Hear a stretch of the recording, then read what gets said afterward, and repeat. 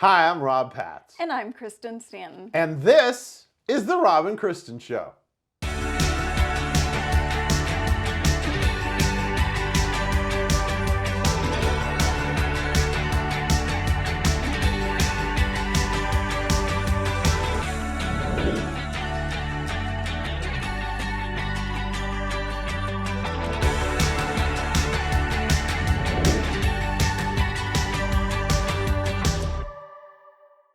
Hello and welcome to the Rob and Kristen Show. It is another week.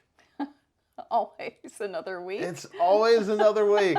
Some weeks seem more like 2 or 3 weeks instead of one. But it is another week here on the Rob and Kristen Show. A lot of great feedback last week on the travel show. Oh, that was so much fun. All of those trips were a lot of fun. We picked up a couple of mugs along the way. There we go, Park City. Those are great mugs. One sad thing is I realized how thin I was, and that made me sad. But I started thinking about the travel thing, and one of the things that's really tough when you're on the road is pillows. Oh, it's terrible. Some of the places that you go and you stay, they have those really horrible pillows, and like you wake up the next morning and your neck's stiff. I hate that. I feel like the three bears. They're either too hard or too soft, and so, hey, listen, the great folks at MyPillow, they've got a deal going right now. Go to mypillow.com. Use the promo code ATV when you check out. It helps us. One thing that really excited me last week, and it wasn't a lot of people, in fact, it was just one, but they said, I missed 5 things we think you should know. And I was like, of course you did. Of course you did, because, like a couple of weeks ago, dude, we had a surfer story, and it was such a good story, man, that we decided to do it again. But this time, man, we went down under. And this is kind of a scary story, though. To be completely honest with you, different than setting a world record. This one, you're like facing death. An interesting story, a surfer in Australia, he is surfing along. He looks up, and he's eye to eye with a shark. Oh, that would be so petrifying to me. Gnarly, man. There'd be totally gnarly that there's a shark there, dude. Just jamming my vibes, man. Anyway, really fast. He's a quick thinker. I wouldn't have thought this fast. He basically kind of flips the board between him and the shark takes a bite out of his board. Now, he also hits the shark. I'm sitting here thinking, not me. I'm panic mode right at this moment. But he also has the smarts to get up on the board and ride it back in with the bite out of it. That's totally a gnarly story. Dude. But glad he's okay. The scary part, I thought of this too, because being married now, is his wife was on shore watching him fight for his life, basically. That is scary. Glad he's okay. And dude, instead of bears this year, dude, we're doing surfers and sharks, man. Sharks, gnarly. Well, I couldn't find any bear stories again this year. It's just unbearable. Of course, I had to throw that in. You had to get that in there. But another thing that I thought was really interesting that was in the news, even though it's not about bears, there was a 1904 St. Louis Olympics gold medal that was recently auctioned off. No way. Over $500,000. Wow. So it's really kind of interesting, and I did not know this, and maybe you did. So that was the first year that the United States hosted the Olympics, and it was also the first time that they awarded gold medals. Well, they were smaller then, but they were made out of solid gold. Now, wow, they are made out of silver and they're gold plated. So it sounds like a really, really neat thing. There was a really nice description in the article, but can you 1904? imagine? 1904, St. Louis. That's so cool. No, that is really, no, I didn't know that. Actually, I didn't know that the Olympics were in St. Louis. I got to be honest with you, if we're going to be confessional moments here, real confessional, I maybe watched 10 minutes of all the Olympic sports. Now Winter Olympics, love the luge. Skating. And, yes, the speed skating and stuff like that. But hockey. Yeah, it's just the summer. I never was a runner. Yes, hockey. Hockey. Well, hey, you know what? I have a story about that. It's really good. That was a nice lead-in. We call that a segue, ladies and gentlemen. That is what she was headed for. And it was not your normal segue. You're going to figure out what that is in a second. Hey, listen, the Capitals' best team right now in hockey, they were up in Edmonton, home of the largest mall in the world. And were they playing in Edmonton? Or were they at home? I don't know. I would assume, since the rest of the story, meaning here were the next part of this. So the goaltender for the Capitals, tell us, right into us, find out where it was. For the Capitals, he's on the ice, and of course, if you know hockey, they're in the third period. Third period is where all the real it's action. do or die. Yes, because you know you're down. This is it. If you're down, they're playing Edmonton, and the interesting part about this, so the goalie is there. The game is close anyway, and out flies nachos. Now, they didn't say in the story if the nachos had cheese. That was my immediate thought was, do they have cheese on them? I don't know why. But anyway, it distracts him. He lets in the goal. It all of a sudden is 3-2. He admits to it. He goes, listen, he knew who did it. And he goes, hey, listen, it distracted me. And the interesting part, and of course, Kristen and I both love hockey. Interesting part is they almost had 3 times the amount of shots on goal in that game. So what a fantastic game, even though he did let in that nacho goal. Well, he did try to appeal it with the referees, but they said, hey, you know what, the goal stands. But it's interesting because, you know, you're a goalie, you're facing a ton of shots on goal, and all of a sudden there's some nachos. And he was probably hungry. I would assume that had cheese on it because it was called nachos. So. Yeah, I guess. But they dropped down in the face-off circle, and he's got 2 skaters, one on the right, one on the left, heading right towards him. And there was a pass made from the one to the other. The one that received the pass, he skated over top of the nachos, and he one-timed the shot. Come on, Oilers. Right past the goalie. How can you skate over nachos? I mean, literally, probably what happened, why he got distracted, he was hungry. It was the third period. Maybe. He was like, oh, nachos. Yeah. I'm serious. If I'm a Capitals media person right now, we're having Nacho Thursdays. We're playing that up. That is incredible. Yeah, it was a really interesting story. So something else that, you know, is kind of in my line of work is evidence. Yes. And some evidence is coming up missing in a Houston evidence locker. Oh, no. Yeah. Diabolical. So, no, seriously, the culprit has already been sentenced to death by extermination. They don't fool around down there. No, they're rats. Rats have been... It's not nice to call No. people like that rats.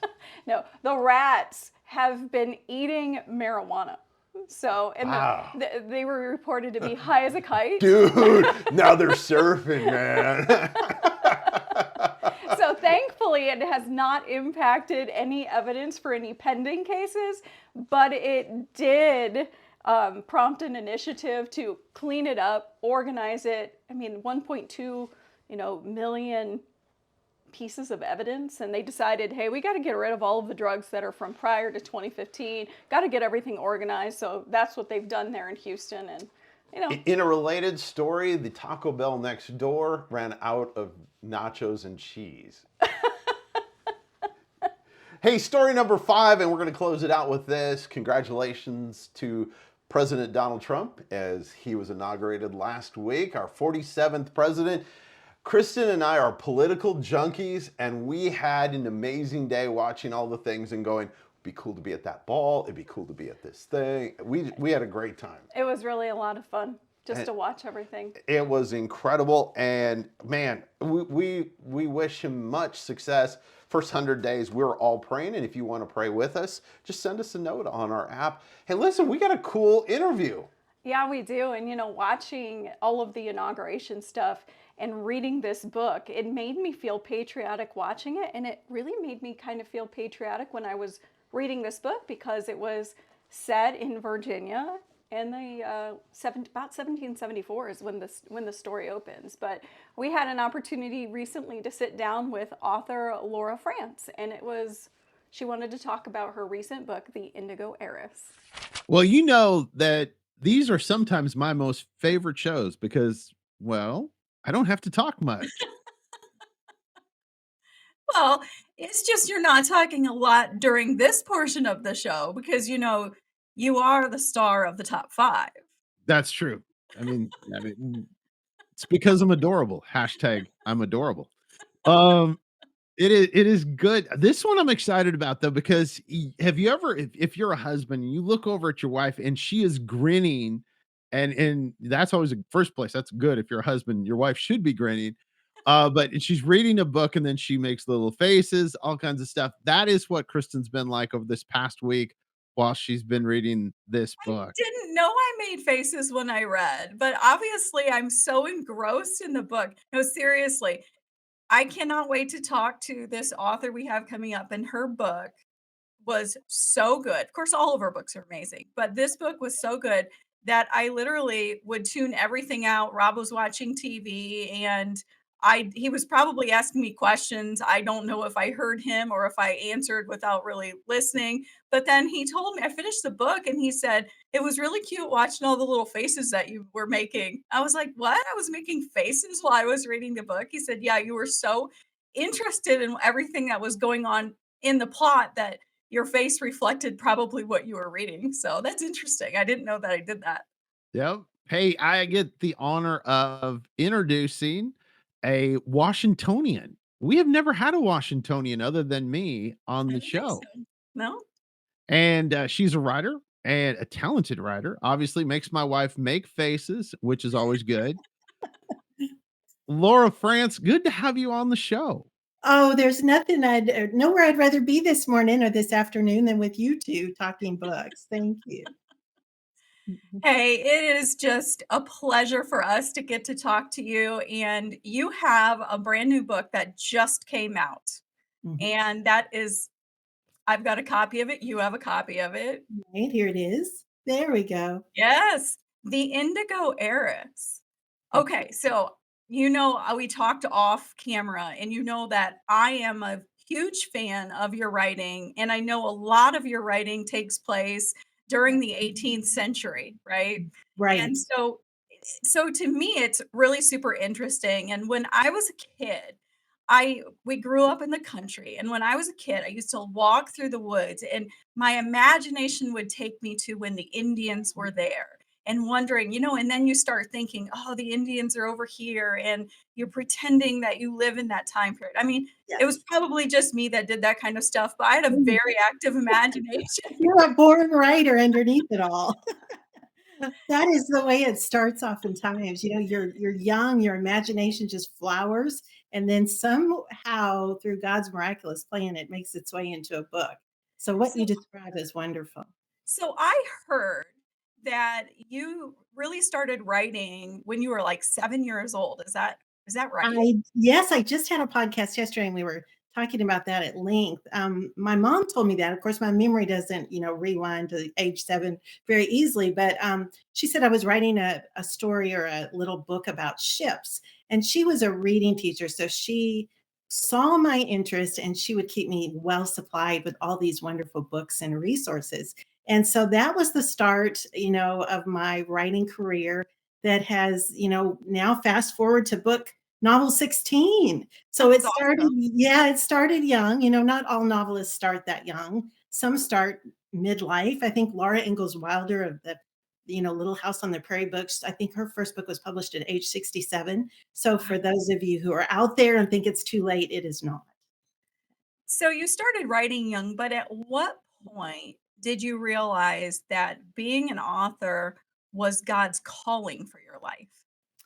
Such a good question. I actually fought that for probably 40 years. Isn't that symbolic? Wow. 40 years in the writing desert, so to speak. I knew I loved it. I knew but it was a selfish love at the time. I would write stories, throw them in a drawer, write whole books, throw them in a drawer, and then start another one. So it was great training. But my brother flew out he was in Ecuador. He's a pastor, missionary. He's been on the field for many years internationally. And he flew out to visit and he said to me, he challenged me, I want you to use the gift that you have been given. And somehow he just he said, "You've been writing since you were little, and you need to share this. It's not just for you. Don't put your light under a basket." And so I really wrestled with that, and my attitude was not a good one. I said, "I'm going to show you how hard it is to get published." I had no writing contacts, no agent. I'd never been to a writing conference. I didn't know the first thing about it except I love to write. But God in his providence opened doors, and 6 months later, I had a 3-book contract. So That's amazing. it is amazing. It was God's timing, and I had to literally lay down my dream of being, I was a homeschool mom. I did a lot of canning. I had like the Amish pantry. We just, lived kind of off the grid by the national park and loved that lifestyle. And I didn't want to change. I didn't want, I knew that stepping into the publishing world would require a loss of privacy and subjection to negative reviews and just bad press and the public. And I, just as an introvert, a learned extrovert, I guess you'd say, I shy away from that. But it came down to, obedience or disobedience. And I decided, you gave me the gift. I'm going to leave it up to you to how you want to use it for So, great a way or as small a way as you want. So I so did. So working through that fear, and I mean, I didn't know that.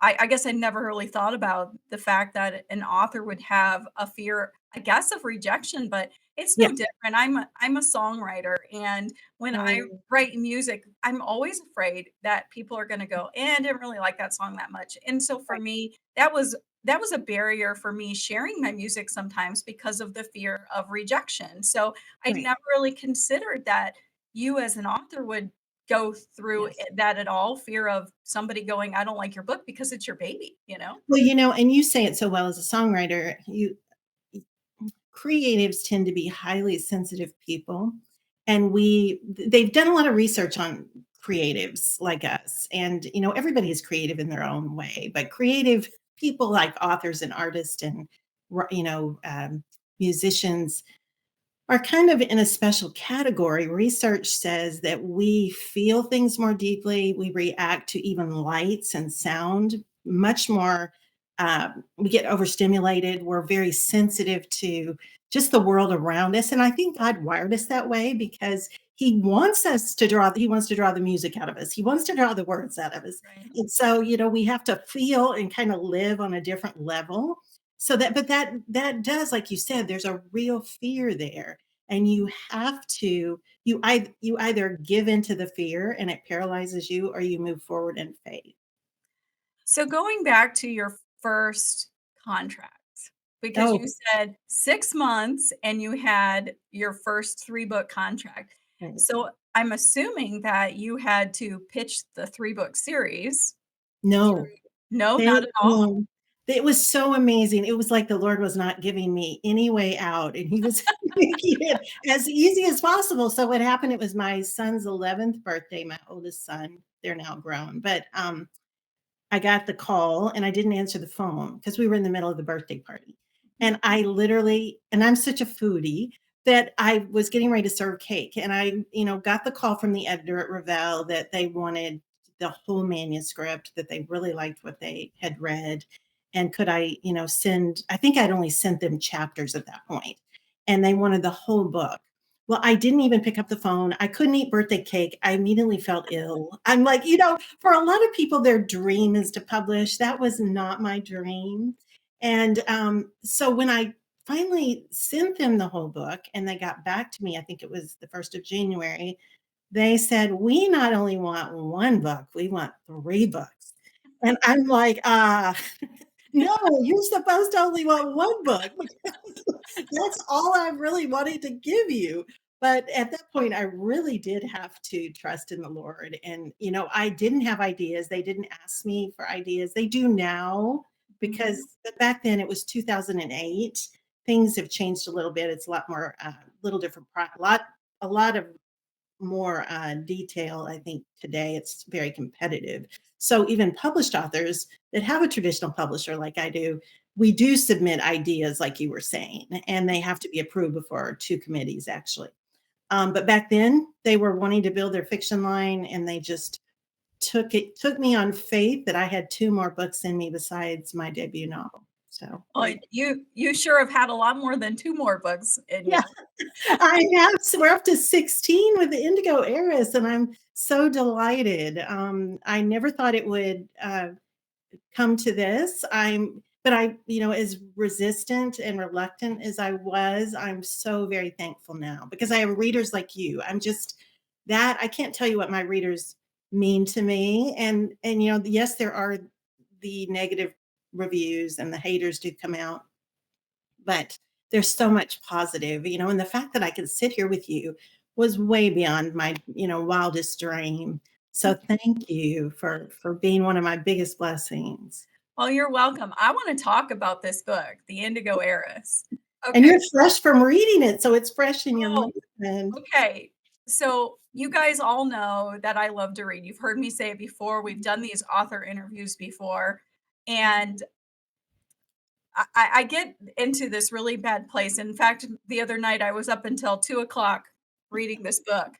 And I couldn't put it down. And I knew I had to put it down because I had to get up and go to work the next day. And I remember my husband saying, it's a good thing that as adults, we're the only ones that have to take responsibility for our actions. In other words, I was up till 2 o'clock reading this book. So if I was tired the next day, it was my own fault, nobody else's. But it was that good. I Oh, mean, so good. it was Tricky. just from the very beginning, it was literally so many, and I don't wanna give anything away, but there were so Mhm. many plot twists that I Yeah. was like, "This is amazing. Okay." Oh, And my then it was like, mother-in-law said the same thing. She contacted me. She's actually on the beach in Belize, but she said to me, "I have spotty internet, but I just have to tell you, I this is a little different than your other books. I can't there's so many twists and turns, like you said, Kristen. It's just that suspense is there, and that's what moves those pages, right?" so, what's the reasoning behind why did you decide, "Hey, I wanna write a book on the Indigo Heiress?" Tell our viewers what's behind that. Well, my novels always begin with research. You always get the best ideas from research. And, truth is really uh, more amazing, or fiction is really, or facts are more amazing than fiction, is what I'm trying to say. So it started with Eliza Lucas Pinckney. She was kind of like the Elon Musk, only in a feminine form in the 18th century. Mhm. She put South Carolina and indigo on the map back in the time I'm writing, 17. She was a little earlier than my story, but she created the most beautiful blue dye that, if you're wearing blue jeans and I've got my denim jacket on, we can thank that for the indigo. So she was just a woman ahead of her time. So I read all I could about Eliza Lucas Pinckney. And she, the whole indigo production is very fascinating if you want to, Google that or check out a book on Eliza. So I married that with my love of Scotland.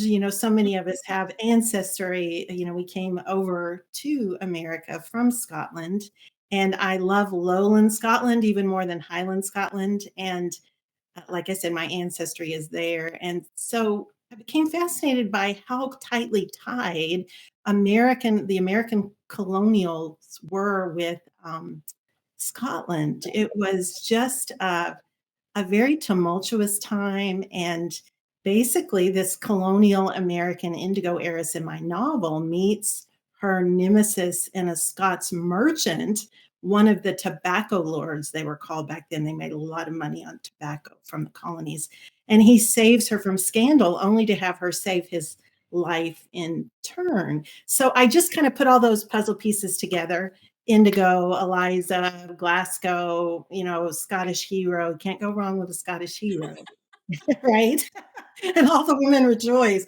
But I just put those pieces together, and then God just kind of takes over. I just pray before I write, and I sit down. I'm a pantster, I guess you'd say, not a plotter. I don't have a lot in place other than period appropriate names in the setting and kind of the linchpin of the novel. What's the plot points occasionally, and then I just sit down, and you get 400 some pages. So if you like long, kind of involved novels, my novels aren't particularly light. They're not funny, but I think they're somewhat rich and deep and reflect the historical time period. So, Really, truly amazing. I love all of the characters, and like I said earlier, the plot twists. yeah. You guys, you've got to go out and get this book. It's available now. You can get it at the bookstores. You can get it on Amazon.com. Just go out, scan the QR code that is on the screen Oh, in so front of nice. you. Yes. And at the same time, if you're going on Amazon and you're scanning the QR code, or if you're going to just check it out, go on Amazon, look up the Indigo Heiress, and then or actually, no, better yet, go on Amazon, type in Laura Frantz, okay? Mhm. And then when you type that in, all of her books are going to come up. Just add them all to your cart, and then you can have all of them, and you can have the same enjoyment that I've had, because I Oh, promise you, you will love all of these books. You absolutely will love them. But you have to go out, support our author, get this book.